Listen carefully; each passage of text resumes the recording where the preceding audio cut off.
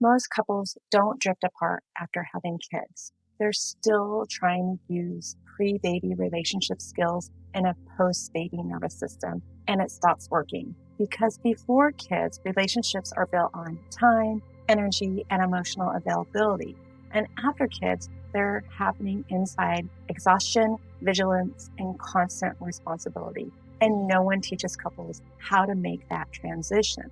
So before becoming parents, your relationship ran on unstructured time, emotional spontaneity, shared attention, flexibility. You could be tired, but not chronically depleted. And then after kids, you live in a completely different emotional ecosystem. Your nervous system is monitoring safety, tracking needs, holding schedules, anticipating problems, and your brain is doing what it evolved to do, keep your child alive. But that means it has far less capacity for patience, nuance, emotional generosity, flow connection. So couples start trying to have the same kinds of conversations about feelings, needs, closeness, but now they're having them inside bodies that are already overwhelmed. And that's a mismatch. And when couples don't understand this, they start misinterpreting each other. A tired sigh becomes, you don't care. A missed detail becomes, I'm not doing anything. Or a missed detail becomes, I'm doing everything alone. And a quiet evening becomes, we're losing each other. So partners either get sharper and more critical, or they start pulling back to protect themselves. And that's how distance grows. Not because love is gone, but because connection feels harder to access. I didn't learn this just from a textbook. When we brought our first baby home, I remember thinking, why is this so much harder than I imagined? Which I'd never even really imagined that it was going to be difficult, if I'm being honest. And my husband and I weren't suddenly incompatible. We were just exhausted, flooded, and trying to communicate about 1,000 new things we never had before. Feeding, sleep, safety, schedules, emotions, identity. And we were still trying to talk to each other like we had all the time and energy in the world when we didn't. And that's when I realized parenthood doesn't reduce communication, it multiplies it. But without new skills, it becomes so overwhelming. And in my practice, I see couples who still care deeply about each other, but feel irritated, unseen, and emotionally far apart. And they're not dealing with affairs or major betrayals. They're dealing with emotional overload. So what helps isn't these big romantic gestures. It's intentional, protected moments of emotional presence. And I've had couples reconnect through 10 minutes together at night, coffee before the kids wake up, FaceTime lunch dates when schedules don't align. And not because those moments are so magical, but because they restore something essential, that I still matter to you. And that's what reconnection actually is. Restoring the emotional safety in a system that's been running on empty. And here's how to do that in real life. Number one, learn what your nervous system is doing. After kids, your nervous system fundamentally changes. It's no longer organized around connection or pleasure. It's organized around protection. Your brain is constantly scanning. Is the baby breathing? Did I forget something important? Am I doing this right? What's the next thing that could go wrong? And this is not anxiety in the pathological sense. This is a healthy nervous system responding to responsibility. But here's the part that couples don't realize. When you're in that state, your nervous system is incredibly sensitive to cues of support or lack of support. So when your partner forgets something small, like they don't notice how tired you are or they seem distracted, your body doesn't register that as a neutral thing. It registers it as, I'm on my own, I'm carrying this alone, I'm not supported. And once the nervous system feels alone, it moves into either irritation, defensiveness, or emotional withdrawal. And this is why tiny moments of attention matter so much after kids. Eye contact, a check-in, a hand on your back, just attachment research shows that felt safety, not problem solving, is the foundation of closeness. And your nervous system needs to feel, I'm not alone in that. And number two, name the grief of becoming parents. Becoming a parent is one of the few life transitions where gain and loss happen at the exact same time. You gain a child that you deeply love, and you lose your old rhythm, your spontaneity, your freedom, the ease of your relationship. And because the loss is paired with something so meaningful, people feel like they're not allowed to talk about it. So instead of saying, I miss who we were, they say, we never help enough, you changed, you don't connect anymore. And that's grief. That's grief coming out sideways.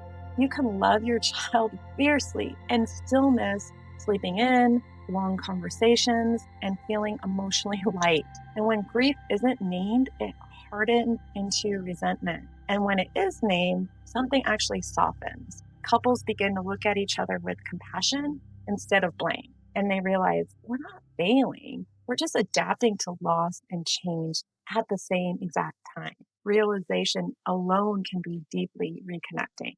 And number 3, use a 5-minute daily check-in. One of the most well-supported findings in relationship research, especially John Gottman's work, is that emotional attunement matters more than conflict resolution. Most couples think connection comes from solving problems, but what actually builds closeness is feeling seen. And that's why a daily check-in is so powerful. And I want to be very clear. This is not a time to fix anything. It's not a planning meeting. It's not a place to debate who did more. Please don't do that. It's a moment of emotional presence. You can ask just 3 questions, or you can ask 3 questions. How are you really? What was hard today? And what do you need from me tonight? That's it. And some days the answers will be, I'm exhausted. I don't know. I just need a hug. And that still counts, because what you're building is a pattern that I can bring my inner world to you and you'll be there. And that's how trust is rebuilt in early parenthood, 5 minutes at a time. And number 4, protect connection with structure. Now, most couples think connection should be spontaneous. And before kids, it was. You could talk when you felt like it. You could hug when you passed each other. You could go to bed at the same time without planning it. And after kids, none of that is automatic anymore. You're now living inside a system that is run by nap schedules, feeding windows, work demands, and exhaustion. So if connection is left to whenever we have time, what actually happens is it never happens. Not because you don't care or want it to, but because survival always wins over intimacy. And this is why structure matters. Research on relationships shows that predictable moments of connection are what create safety.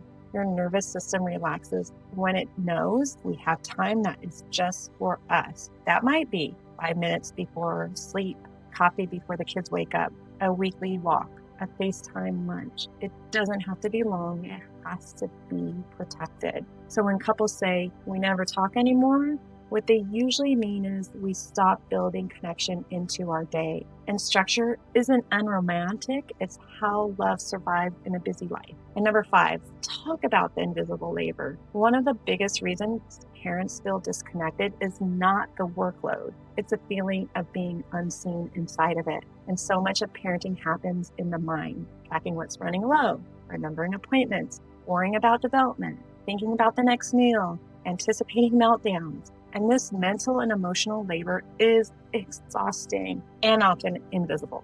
And when one partner feels like they're carrying all of that alone, something very specific happens. They stop feeling emotionally safe. And when someone doesn't feel emotionally safe, they stop reaching for their partner. They get quieter, they get sharper, they get more distant. But what they're really feeling is, do you see me? And couples don't need perfect equality. They need felt recognition and sharing. I see how much you're caring is one of the most powerful forms of connection there is. And number 6, turn towards, not away. And this comes directly from the Gottman's research. Every time your partner reaches out, even in small, awkward ways, that's what's called a bid for connection. And it might look like, did you see that funny video? Or I had a hard day. Or can you sit with me for a minute? When those bids are met with not now, or they're met with silence or distraction, the nervous system learns it's not safe to reach. But when those bids are met with even a small response, eye contact, a few words, a hand on the shoulder, the body relaxes. And that's how trust is built. Not through big conversations, but through tiny moments of responsiveness. Couples don't grow apart because they stop loving each other. They grow apart because they stop turning towards each other. And the beautiful thing is that you can start turning back just one moment at a time. If you want help creating these moments, download Celebrate Your Relationship in Small Ways. It's at happywithbaby.com. and it's designed for real parents like you that don't have extra time. Remember, you don't need to go back to who you were. You need to learn how to meet each other and who you are now. That's how reconnection happens. In my next video, I'll show you exactly how to rebalance the mental load with your partner, even when you're tired or emotionally shut down. So click here to watch. You don't have to do this alone, and I'll see you next time.